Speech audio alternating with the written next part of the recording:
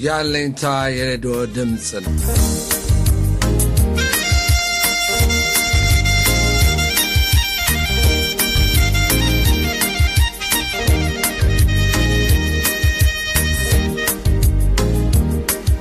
ያለኝታ ሬዲዮ በይሳቅ ድረስ በጎ አድራጎት ድርጅት የሚዘጋጀው የአማርኛ ፕሮግራም ዘወትር ቅዳሜ ከሰዓት በኋላ በኤም 900 አየር ሞገድ ከ9 ሰዓት እስከ 9 ሰዓት ተኩል ድረስ በሎስ አንጀለስና በአካባቢው ለሚኖሩ ኢትዮጵያውያን ህብረተሰብ የሚያስተላልፈውን ዝግጅት እዚህ ላይ ይጀምራል።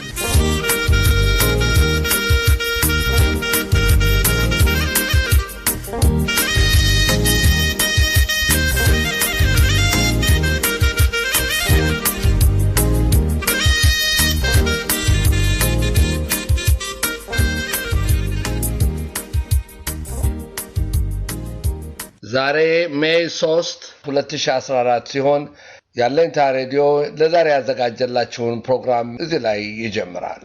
በተቀዳሚ ዜናዎች። ዜጎች ሐሳባቸውን የመግለጽ መብት ሲኖራቸው ሀገሮች የበለጠ ጠንካራ ይሆናሉ ሲሉ የዩናይትድ ስቴትስ የውጭ ጉዳይ ሚኒስትር ጆን ኬሪ አስታወቁ። አዲስ አበባ ላይ ለተሰባሰቡ ወጣቶች ሀገራቸው አፍሪካን በተመለከተ በምትከተለው ፖሊሲ ላይ ያተኮረ ንግግር ያደረጉት ኬሪ የአህጉሪቱ ዋነኛ አቅም የሚመነጨው ዜጎች ሙሉ አስተዋጽኦ ለማድረግ ካላቸው ብቃት ነው ብለዋል። በኢትዮጵያ ሲያደርጉ በቆዩት የ3 ቀናት የሥራ ጉብኝት ማጠናቀቂያ ላይ በጉለሌ የእጽዋት ማዕከል ተገኝተው ንግግር ያደረጉት ጆን ኬሪ በአፍሪካ የሚታዩ ተስፋና ስጋቶችን ዳሰዋል። በአብዛኛው ወጣቶች ለነበሩበት ታዳሚ የተናገሩት ኬሪ አህጉሪቱ የምትጓዝበት መንገድ በእጃችሁ ነው ብለዋል። አሜሪካም አጋር ሆና እንደምትቀጥል አረጋግጠዋል። የአፍሪካ ስኬት እንዴት አሜሪካንን ሊጠቅም እንደሚችልም አብራርተዋል። ሀገሮች ራሳቸውን ችለው በሁለት እግሮቻቸው እንዲቆሙ ስንረዳ ስኬቶቻቸውንም እየተጋራን ነው ማለት ነው። ከእኛ ጋር በከፍተኛ ደረጃ የንግድ ልውውጥ ከሚያደርጉ የመጀመሪያዎቹ 15 ሀገሮች 11ዱ ቀደም ሲል የአሜሪካን እርዳታ ተቀባይ የነበሩ ናቸው። ዛሬ ለጋሽ ሀገሮች ሆነዋል። እንዲመጣ የምንፈልገው ለውጥ ይህ ነው። ከእርዳታ ተቀባይነት ወደ ተናጋጅነት የሚደረገው ለውጥ ለአሜሪካ ብልጽግናና ለዓለም እድገትም ዋነኛው አንቀሳቃሽ ሞተር ነው። አፍሪካ በማደግ ላይ መሆኗን በቀጣይ ለማደግም እድሎች እንዳሏት የጠቀሱት ኬሪ ጊዜው ግን የእድል ብቻ ሳይሆን የውሳኔም ነው ብለዋል። ከዚህ አንጻርም የአህጉሪቱ ዋነኛ አቅም ዜጎቿ መሆናቸውን መረዳት እንደሚያስፈልግ አስታውሰዋል። Africa's potential comes from the ability of its citizens to make a full contribution no matter their ethnicity. የአፍሪካ አቅም የሚመነጨው ዜጎች ሙሉ አስተዋጽኦ ለማድረግ ካላቸው ብቃት ነው። ጎሳቸው ምንም ይሁን ምን፣ ለፍቅር ግንኙነታቸውን ማንንም ይምረጡ፣ የትኛውንም ሃይማኖት ይከተሉ፣ ይህች አህጉር በሕዝቡ ኅብረ ብዝህነትና የመለወጥም አቅም ምክንያት ጠንካራ ናት። Like nations all over the world are strongest when citizens have a say. When citizens' voices can be broadly part of the political. በዓለም ዙሪያ ያሉ ሀገሮች ሁሉ ዜጎች ሐሳባቸውን የመግለጽ ነጻነት ሲኖራቸው የበለጠ ጠንካራ ይሆናሉ። የዜጎች ድምፅ ደግሞ የሰፊው የፖለቲካ ሂደት አካል መሆን ይችላል። በሚቀጥሉት 3 ዓመታት ብቻ ከ54 የአፍሪካ ሀገራት 37ቱ ብሔራዊ ምርጫ እንደሚያካሂዱ ጆን ኬሪ ገልጸዋል። ከነዚህ መካከል ደግሞ 15ቱ ፕሬዝዳንታዊ ምርጫዎች መሆናቸውን ጠቁመዋል። እናም በሚሊዮኖች የሚቆጠሩ አፍሪካውያን መሪዎቻቸውን ለመምረጥ ወደ ድምፅ መስጫዎች ይሄዳሉ ያሉት ሚኒስትሩ ምርጫ ማካሄድ ብቻውን ግን በቂ እንዳልሆነ አስታውሰዋል። These elections, I promise you, are vitally important, but elections cannot be the only moment, the only opportunity for citizens to be able to help shape the future. እነዚህ ምርጫዎች እጅግ አስፈላጊ መሆናቸውን እነግራችኋለሁ። ዜጎች ቀጣዩን ጊዜ መቅረጽ ይችሉ ዘንድ ግን ምርጫዎች ብቻ ዕድሎች አይደሉም። በድምፅ መስጫ ቀን ብቻ ሳይሆን በየቀኑ ዜጎች ከመንግሥቶቻቸው ጋር ይነጋገሩ እንደሆን፣ ከሌሎች ወገኖቻቸው ጋርም ፖለቲካዊ ውይይትና ክርክር ያደርጉ እንደሆን መጠየቅ ያስፈልጋል። ለአፍሪካ የወደፊት ዕጣ ፈንታ እጅግ ወሳኝ የሆኑ ጥያቄዎች እነዚህ ናቸው። የአሜሪካው የውጭ ጉዳይ ሚኒስትር በዚሁ ንግግራቸው በአህጉሪቱ ያሉ የጸጥታ ችግሮችንም አንስተዋል። ደቡብ ሱዳንን አውቃታለሁ፣ ይህች አገር እንደ አዲስ ስትወለድም እዚያ ነበርኩ ያሉት ሚኒስትሩ ትናንት በጁባ በነበራቸው ቆይታ ግን የተለየ ነገር መታዘባቸውን ገልጸዋል። በአንድ ወቅት ተስፋ የሚጣልበት ራዕይ የነበራት ሀገር የግል ምኞትና ስግብግብነት በወለደው ብጥብጥ ልትፈተን እንደምትችል ተመልክቻለሁ ነው ያሉት። ይህም ሆኖ ግን በሀገሪቱ መሪ ሳልቫኪርና በተቀናቃኛቸው ሪክ ማሻር መካከል የፊት ለፊት ውይይት እንዲደረግ በተለይ የአንደኛውን ወገን ስምምነት ማግኘታቸውን ይፋ አድርገዋል። I expressed my grave concerns to President Kiir about the deliberate killings of civilians on both sides of the conflict, and he agreed to embark on negotiations to form a transitional government. በሁለቱም ተፋላሚ ወገኖች ሆን ተብለው የሚፈጸሙ ግድያዎች በእጅጉ እንደሚያሳስቡኝ ለፕሬዚደንት ኪር ገልጫለሁ። የሽግግር መንግሥት ለመመስረት የሚያስችል ድርድር ለመጀመር ቃል ገብተውልኛል። ሀገሪቱን ከውድቀት የሚመልስ ይህንን ለማድረግ ስላሳዩት ፈቃደኝነት አድናቆቴን እገልጽላቸዋለሁ። መላው ዓለም እንደሚሻው ሁሉ ሀገራቸውን ከውድቀት የማንሳት ሂደት ሲመሩ ለማየት ተስፋ አደርጋለሁ። የአማጽያኑን ወገን እየመሩ ለሚገኙት የቀድሞው ምክትል ፕሬዝዳንት ሪክ ማሻር ተመሳሳይ መልእክት ማስተላለፋቸውን ጆን ኬሪ ተናግረዋል። I also called the former Vice President Riek Machar and I urged him to do the same, to come to Addis Ababa in the near term and to engage in these direct talks in order to move ለቀድሞው ምክትል ፕሬዚዳንት ሪያክ ማሻር ስልክ ደውዬ ተመሳሳይ ነገር እንዲያደርጉ አሳስቤያቸዋለሁ። ደቡብ ሱዳንን ወደሚገባት ቀጣይ መንገድ ለመውሰድ እንዲቻል በቅርቡ ወደ አዲስ አበባ እንዲመጡና በቀጥታ ድርድሩ ላይ እንዲሳተፉ ጠይቄያቸዋለሁ። ሁለቱም ወገኖች ብጥብጥን ለማስቆም የሚያስችሉ ጠንካራ እርምጃዎችን ካልወሰዱ ደቡብ ሱዳንን ወደ ከፋ ተስፋ አስቆራጭ ሁኔታ ይወስዷታል። ረሃብ እደጅ ላይ ቆሟል። ያንን እኛ ካልለወጥነው በስተቀር ለውጥ አሁኑኑ ካልመጣ እየታገልንለት ነው የሚሉትን ሁሉ ያወድሙታል። በሚቀጥሉት ቀናትም ከሁለቱ ወገኖች ጋር በግል የሚያደርጉትን ግንኙነት እንደሚቀጥሉ የአሜሪካው የውጭ ጉዳይ ሚኒስትር አረጋግጠዋል። እርሳቸው ያመቻቹት የደቡብ ሱዳን ፕሬዝዳንት ሳልቫኪርና የአማጽያኑ መሪ ሪክ ማሻር ውይይት በእርግጥም ከተካሄደ ግጭቱ ከተጀመረ በኋላ የመጀመሪያው ይሆናል። በኢጋድ አማካኝነት በአዲስ አበባ እየተካሄደ ካለው የሁለቱ ወገኖች ልዑካን ውይይት ጋር እንዴት እንደሚቀናጅ ግን አልተጠቀሰም። ይህ የቀጥታ ውይይት ራሱ ግን በወቅቱ የኢጋድ ሊቀመንበር በኢትዮጵያው ጠቅላይ ሚኒስትር ኃይለማርያም ደሳለኝ አደራዳሪነት የሚካሄድ እንደሆነ እየተነገረ ነው። የአሜሪካው የውጭ ጉዳይ ሚኒስትር ጆን ኬሪ ይህንን የአፍሪካ ፖሊሲ ንግግራቸውን ካጠናቀቁ በኋላ የጸጥታ ችግር ካለባት ሌላዋ የአፍሪካ ሀገር ሶማሊያ ፕሬዝዳንት ሐሰን ሼክ መሐሙድ ጋር በአዲስ አበባ ተገናኝተዋል። የ3 ቀናት የኢትዮጵያ ጉብኝታቸውን አጠናቀውም ወደ ዲሞክራቲክ ሪፐብሊክ ኮንጎ አምርተዋል።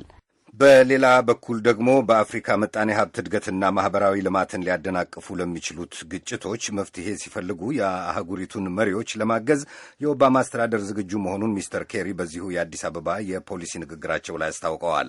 አብሯቸው የተጓዘው ሪፖርተራችን ስካት ስቴርንስ ከአዲስ አበባ ባጠናቀረው ዘገባ መሠረት እጅግ ግዙፍ በሆነ የአፍሪካ ክፍል የበረታ ግጭቶች ወይም የሙሉ ጦርነት ስጋት መኖሩን ሚስተር ኬሪ አስታውቀዋል። እነዚህ ግጭቶች ደግሞ ገና እያቆጠቆጡ ያሉ የብልጽግና ጦችንም ሊቀጩ እንደሚችሉ አስጠንቅቀዋል። ይሁን እንጂ አፍሪካውያን ወደ በቀል ሳይሆን ወደ ለውጥ፣ ወደ ቂም ሳይሆን ወደ ሰላምና ብልጽግና በማተኮር የታሪክን ሂደት ደጋን ለራሳቸው ጥቅም ማዞር ይችላሉ ብለዋል የውጭ ጉዳይ ሚኒስትሩ። የአፍሪካ ሕብረትን ጥረት በመደገፍ በሶማሊያ በአልሻባብ ላይ በታላላቆቹ ሐይቆች አካባቢ ደግሞ የጌታ ተፋላሚ ሰራዊት እያለ ራሱን የሚጠራውን ሽፍታ ቡድን ላይ የሚካሄደውን ጦርነት እንደሚያግዙ፣ ናይጄሪያ ውስጥም ቦኮ ሐራም የሚባለው አማጺ ቡድን እያካሄደ ያለውን የሽብርና የሁከት አድራጎት ለመመከት መንግስቱ የያዘውን ጥረት ለማጠናከር እንደሚሰሩ ሚስተር ኬሪ ተናግረዋል። Let me be clear. The kidnapping of hundreds of children by Boko Haram is an unconscionable crime. ግልጽ መሆን እፈልጋለሁ። በመቶዎች የሚቆጠሩ ሕፃናት በቦኮ ሐራም መጠለፋቸው ልቀበለው የማልችል አስደንጋጭ ወንጀል ነው። እነዚህ ልጃገረዶች ወደ የቤታቸው ለመመለስ የናይጄሪያ መንግሥት እያደረገ ያለውን ጥረት በማንኛውም መንገድ እንደግፋለን። ከአዲስ አበባ ወጣ ብሎ ባለው የእጽዋት ሀብት እንክብካቤ መስክ የዛሬ ንግግራቸውን ያደረጉት ሚስተር ኬሪ በማከልም ማዕከላዊ አፍሪካ ሪፐብሊክ ውስጥ ያሉትን የፈረንሳይ ኃይሎች ዋሽንግተን በመደገፏ እንደምትቀጥልና በታላላቁ ሐይቆች አካባቢ ያሉ ግጭቶችን ምንጭ ለማግኘትም በአፍሪካውያን እየተደረገ ያለውን ጥረት እንደምታግዝ አረጋግጠዋል። አሜሪካ ሙስናን በመዋጋት በኩል ከአፍሪካ መሪዎች ጋር እየሰራች መሆኑንም ሚስተር ኬሪ ተናግረዋል። ሕገወጥ የገንዘብ ሽግግርን ለማስቆም የሚደረገውን ጥረትም እንደሚደግፉ አመልክተዋል። ግልጽነትና ተጠያቂነት የውጭ ባለሀብቶችን ለመሳብ እንደሚረዱ ሚስተር ኬሪ ተናግረዋል። የአፍሪካን ሀገሮችም በገበያዎች ላይ ተፎካካሪ ያደርጋቸዋል ብለዋል። የኦባማ አስተዳደር የአየር ንብረት ለውጥን ለመቋቋም $1 ቢሊዮን ድጋፍ ለግሉ ዘርፍ መመደቡንና ለንጹህ ኢነርጂ መስፋፋትም እንደሚሰራ ሚስተር ኬሪ ገልጸዋል። Climate change is a global challenge. And it's going to threaten this continent and all continents. የአየር ንብረት ለውጥ ዓለም አቀፍ ፈተና ነው። ዓለም አቀፍ በሆነ የትብብር እርምጃ ካልተጋፈጥነው ለዚህ አህጉርም ለሌሎችም አህጉሮች በተለያዩ መንገዶች እጅግ የከበደ ችግር ነው። ከኢትዮጵያው ቆይታቸው በኋላ ሚስተር ኬሪ ወደ ኮንጎ ዲሞክራሲያዊት ሪፐብሊክ ተጉዘው ከፕሬዚደንት ሎራን ካቢላ ከዚያም ወደ አንጎላ ሄደው ከፕሬዚደንት ሆዜ ኤድዋርዶ ዶስ ሳንቶሽ ጋር ይነጋገራሉ።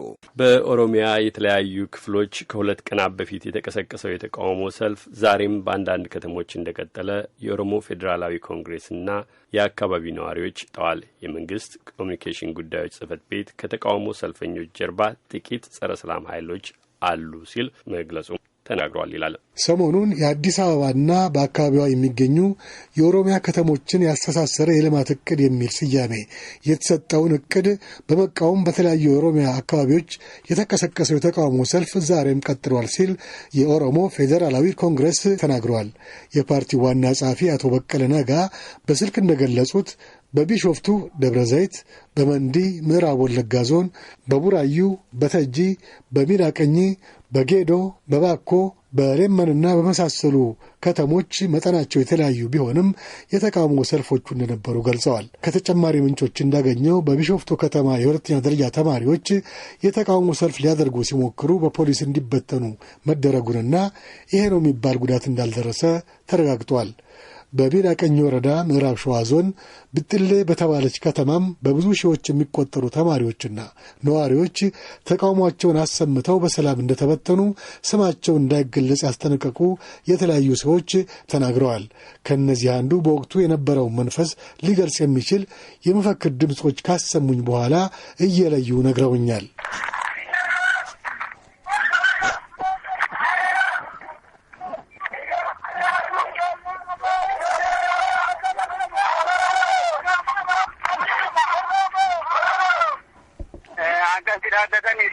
nafsanyoota finfinne keessa nurraa haa ta'u yeroo hundaa duuni barattoota Oromoorra ga'u nurraa haa dhaabbatu. Lafti naannoo waa finfinnee kan ta'e federaalaan hoogganamu duuni barattoota Oromoorra yeroo adda addaa ga'u haa dhaabbatu. ሁልጊዜ የኦሮሞ ተማሪዎች ላይ የሚፈጸም ግድያ ይቁም። በፊንፊኔ ዙሪያ ያሉ መሬቶች በፌዴራል መንግስት መተዳደር የለባቸውም። የነፍጠኞች ሐውልት ከፊንፊኔ ይነሳ። የኦሮሞ ሕዝብ መብቱ ሁሌም እንደተረገጠ ነው። የኦሮሞና ሌሎች ብሔር ብሔረሰቦች መብቶች ይከበሩ የሚል ነው። ከጠዋቱ 12 ሰዓት ጀምሮ ገጠሩን እንዲሁም ትምህርት ቤቱንና ከተማውን በመዘዋወር በሺዎች የሚቆጠሩ ተሰብስበው ውለዋል። ከአዲስ አበባ ደቡብ ምዕራብ በምትገኘዋ ሌመን ቀርሳ ከተማ ደግሞ ዛሬም ሰልፍ ተካሂዶ እንደነበረ የገለጹልኝ ነዋሪዎች በሰልፉ ላይ ከተደረጉ ንግግሮች መካከል የሚከተለውን አሰምተውኛል።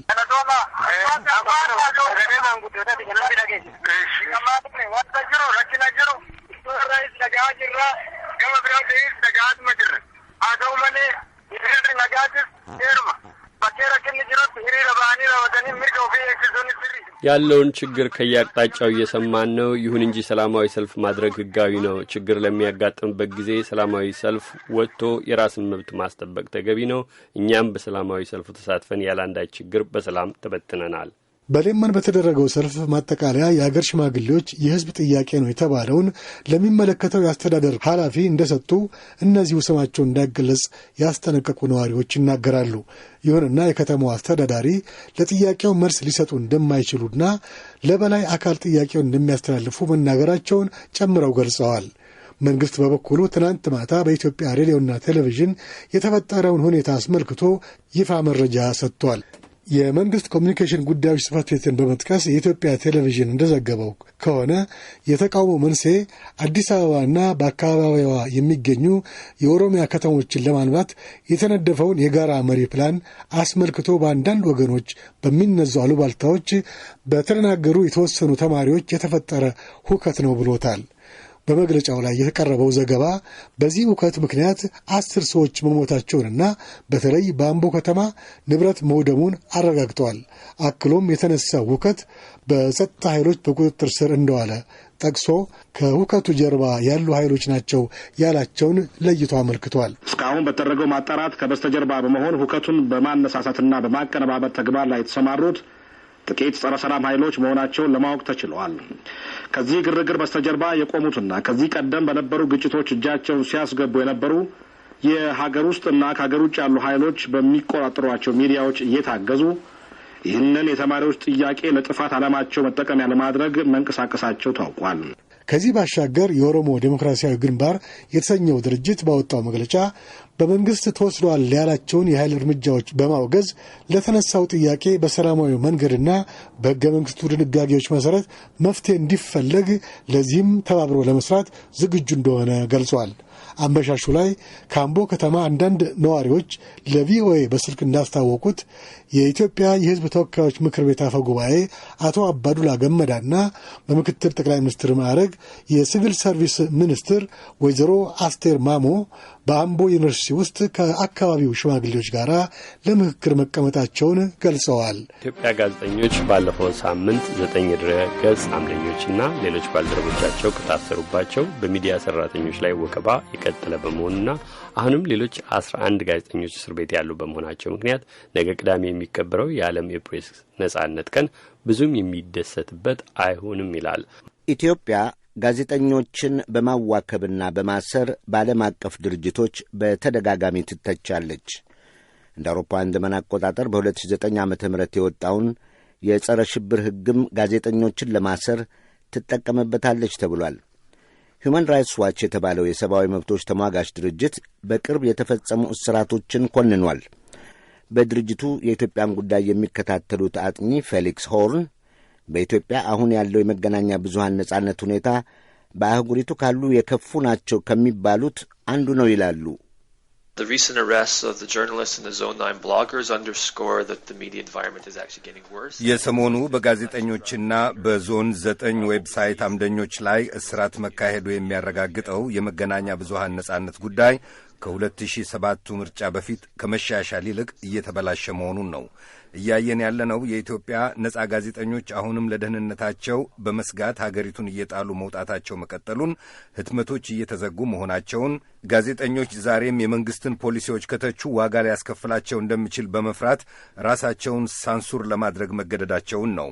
አሁንም እያየን ያለነው በኢትዮጵያ ነጻ መገናኛ ብዙሃን እየታፈኑ መሆናቸውን ነው። ሁማን ራይትስ ዋች ኢትዮጵያ የመገናኛ ብዙሃኑን ምህዳር ታሰፋ ዘንድ ዓለም አቀፉ ማኅበረሰብ ይበልጥ መግፋት አለበት ብሎ ያምናል። የዩናይትድ ስቴትስ ውጭ ጉዳይ ሚኒስትር ጆን ኬሪ ሰሞኑን በኢትዮጵያ ጉብኝታቸው ወቅት በተደጋጋሚ ተነስቶ ሐቀኛ ለውጥ አላየንምና እርስዎ ለፕሬስ ነጻነት ያለዎት ስጋት ከልብ ነው ወይስ እንዲሁ ለማለት ብቻ የተጠቀሙበት ነው ሲል ነበር ለውጭ ጉዳይ ሚኒስትር ጆን ኬሪ ጥያቄ ያቀረበው።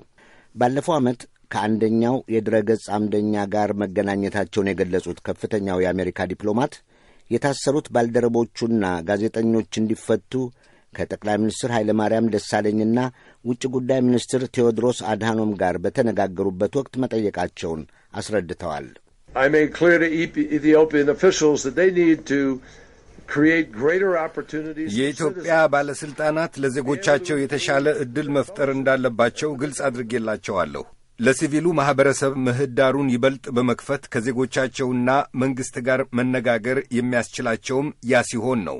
በሌላ በኩል ደግሞ ጸረ ሽብር ሕጉን የሐሳብን በነጻነት መንሸራሸር ለማስቆም እንደ መሳሪያ ልንጠቀምበት አይገባም። ኬሪ አክለውም አስተያየት በሰጡበት ወቅት ናትናኤል ፈለቀን በስም ጠርተው የተናገሩት በተገቢ ሁኔታ አሳሳቢ ጉዳይ እያነሳሁ ነው ብለው እዚህም ሆነ በየትኛውም አካባቢ የታሰሩ ጋዜጠኞች ጉዳይ ያሳስበናል። እናም በይፋ አደባባይ ቆሜ አንድ ነገር ስናገር የምር ላደርገው እፈልጋለሁ ሲሉ አስረድተዋል። የዓለም የፕሬስ ነጻነት ለ2014 ያወጣው መረጃ 11 ጋዜጠኞችን አስራ ያለችው ኢትዮጵያ ከ180 ሀገሮች በ143ኛ ደረጃ ላይ እንደምትገኝ አሳይቷል። ዩኔስኮ ባለፈው ዓመት በዓለም የፕሬስ ነጻነት ሽልማቱን የሰጠው ለታሳሪዋ ኢትዮጵያዊት አምደኛ ርዮት ዓለሙ እንደነበር ይታወቃል። የመንግሥቱ ባለሥልጣናት በተደጋጋሚ የሚሉት ጋዜጠኞች በወንጀል ተግባር ሲሳተፉ ከተገኙ እንደ ማንኛውም ወንጀለኛ በሕጋዊ ሂደት ውስጥ ያልፋሉ ነው። ታምራት ገብረ ጊዮርጊስ የሳምንታዊው ፎርቹን እንግሊዝኛ ጋዜጣ ዋና አዘጋጅ ነው። የኢትዮጵያ መንግሥት የመገናኛ ብዙሃን ጠላት ነው የሚለው አስተሳሰብ ከተነሳ ሐቆ ያለው መሃል ላይ ነው ይላል። There are too many elements, society, culture, history. Those are all factors that affect. ህብረተሰብ፣ ባህል፣ ታሪክ፣ እነዚህና በጋዜጠኞች ሥራ ላይ ጫና የሚያሳድሩ ብዙ ጉዳዮች አሉ። የፈለግከውን ነገር አትመህ በሰላም ልትኖር የምትችልበት ቢሆን ደስ ባለህ አይነት ሁኔታ አይደለም አሁን ያለው። ደግሞ መንግሥትን ለመውቀስ ወይም ለመንቀፍ ወይም ባለሥልጣናቱን የማያስደስት ዘገባ ለማውጣት ዕድሉ ጨርሶ እንደሌላ አድርገው የመንግሥቱ ተቺዎች ሊስሉት የሞከሩትን ያህልም የጨለመና ተስፋ አስቆራጭ ሁኔታም አይደለም ያለው። ይቻላል፣ በተመሳሳይ ጊዜ ደግሞ አስቸጋሪ ነው። ያለው ሁኔታ ጥርት ያለ አይደለም። በሌላ በኩል የኢትዮጵያ የሰብአዊ መብቶች አያያዝ ጉዳይ በመጪው ሳምንት በተባበሩት መንግሥታት ይመረመራል። የኢትዮጵያ የሰብአዊ መብቶች አያያዝ ሬኮርድ በጣም ደካማው ቢሆንም ግን ኢትዮጵያ የተባበሩት መንግሥታት የሰብአዊ መብቶች ምክር ቤቱ አባል ናት። አድማጮቻችን፣ የዕለቱ ዜናዎች እዚህ ላይ ያበቃሉ። የቀረውን ፕሮግራም እንድትከታተሉ እንጋብዛችኋለን። መልካም ቆይታ።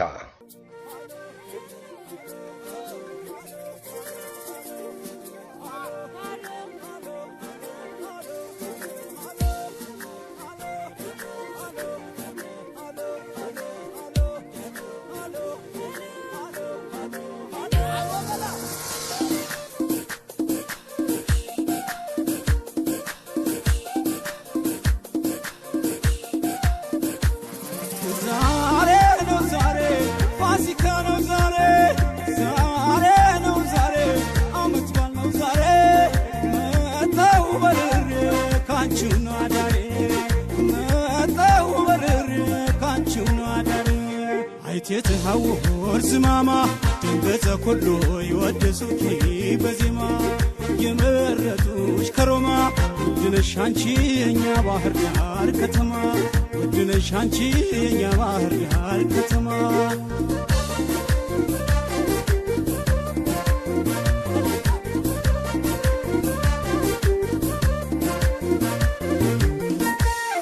كفو عين كاشي دق دقشين النسما ينياني باهر دوار قونجوش الكتما انكواني قباچو بلش روك انقداش سيمتا انكواني قويشي يالي فكرشن تسوان بيتتا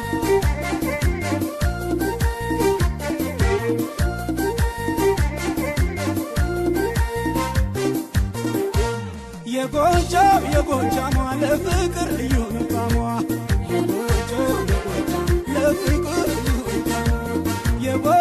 يقوجا ما لفكر ليون قاموا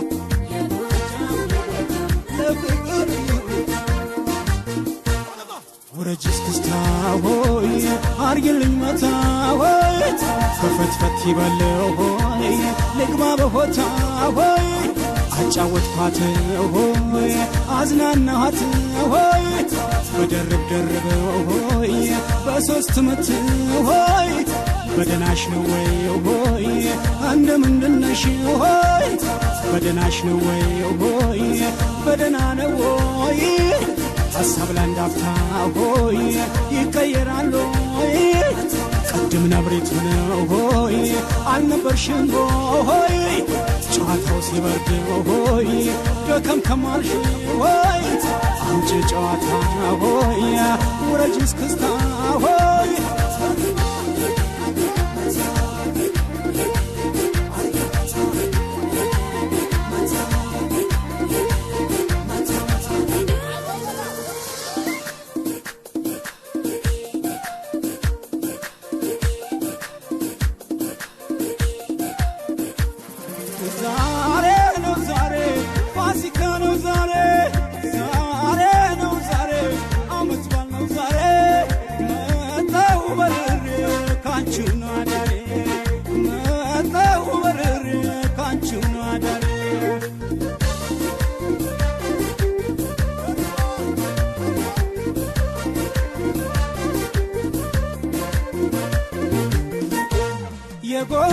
የጎጃ ማለ ፍቅር ልዩ ንቃማ የጎጃ ማለ ፍቅር ልዩ ንቃማ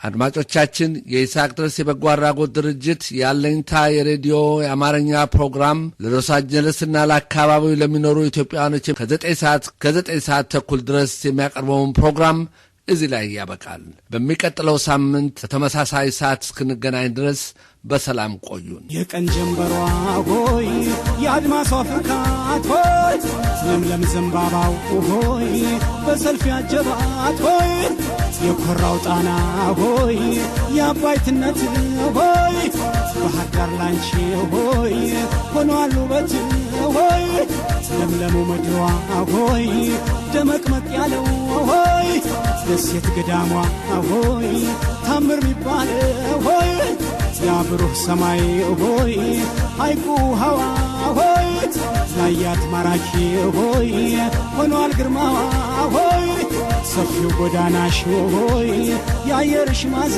ሆይ መንፈስ አዳሽ ነው ሆይ ቀልብ የሚገዛ ሆይ አርሶም ነግዶ ሆይ አሳም በማስገር ሆይ ባህር ዳር ማደር ሆይ ጦማ ያሳድር ሆይ ወረጅስ ክስታ ሆይ አርግልኝ መታ ሆይ እማሙ ናይ ናይ ናይ እማሙ ናይ ናይ ናይ እማሙ ናይ ናይ ናይ እማሙ ናይ ናይ ናይ እማሙ ናይ ናይ ናይ እማሙ ናይ ናይ ናይ እማሙ ናይ ናይ ናይ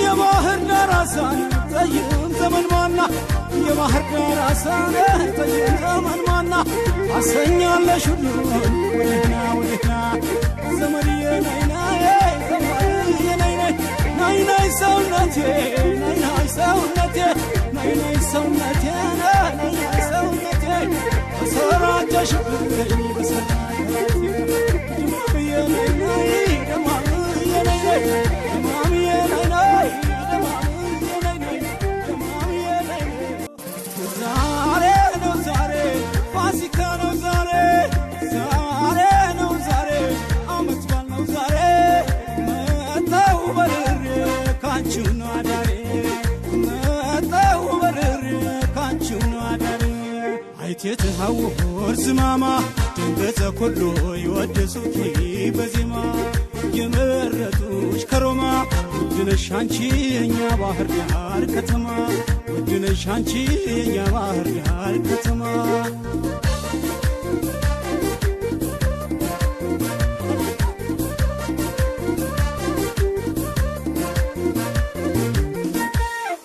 ክፉ አይንካሽ ደግ ደግሽን እንስማ የኛን ባህር ዳር ቆንጆችን ከተማ እንኳን ገባችሁ ብለሽ ሩቅ እንግዳች ሲመጣ እንኳን ቆየሽ እያለ የፍቅርሽን ጽዋ እንዲጠጣ